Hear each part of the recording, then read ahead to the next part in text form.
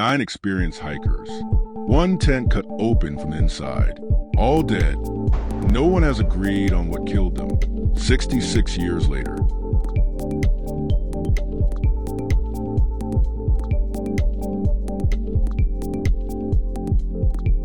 Welcome to Shadow Archives.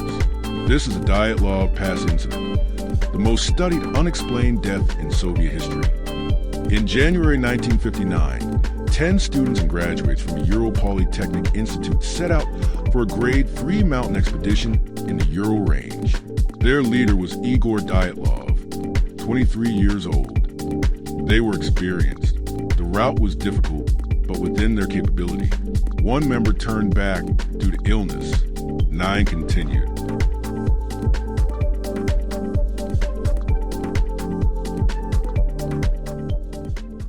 The last diary entry was dated February 1st. Everything was normal.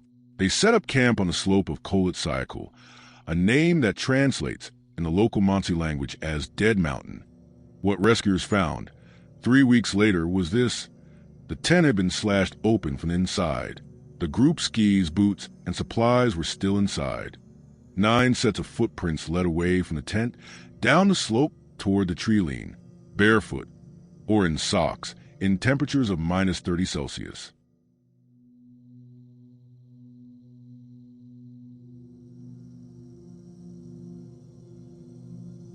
The first 5 bodies were found near the tree line, approximately 1.5 kilometers from the tent. They had died of hypothermia. They were not adequately dressed for the conditions. But the last 4 changed everything. They were found buried under 4 meters of snow in a ravine 2 months later. 3 of them had fractured ribs. 1 had a fractured skull. The injuries were massive, the kind produced by extreme compressive force.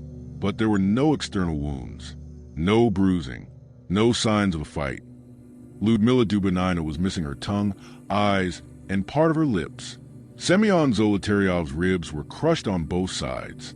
A Soviet forensic expert said the force was comparable to a car crash.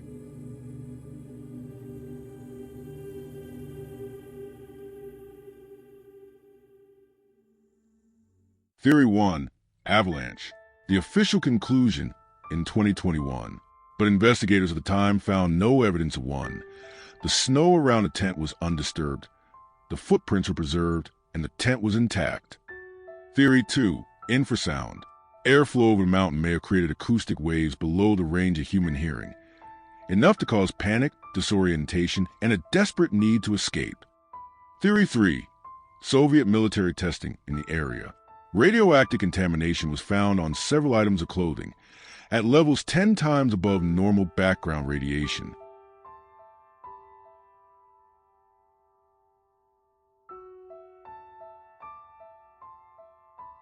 Theory 4.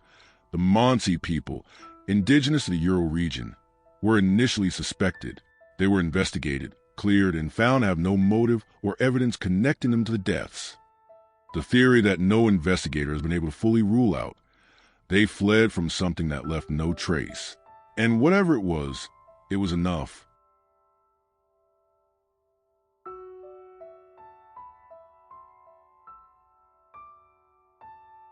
The Soviet investigation concluded in May 1959.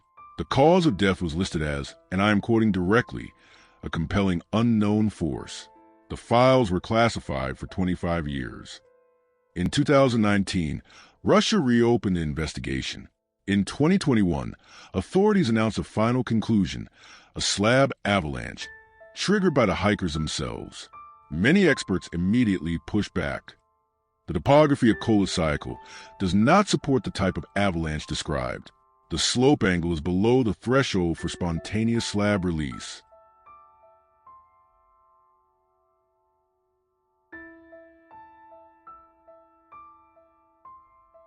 Here's what Dyatlov Pass teaches.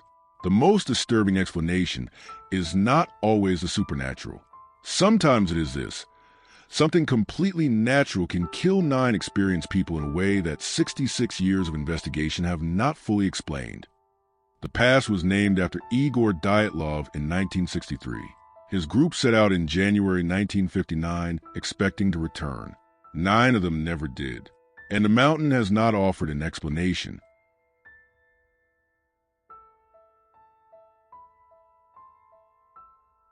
Next file, the Soviet secret that was buried for 30 years, and the man who smuggled it out. Subscribe so you don't miss it. Subscribe and unlock the archives. New file every week. I will see you in the next one.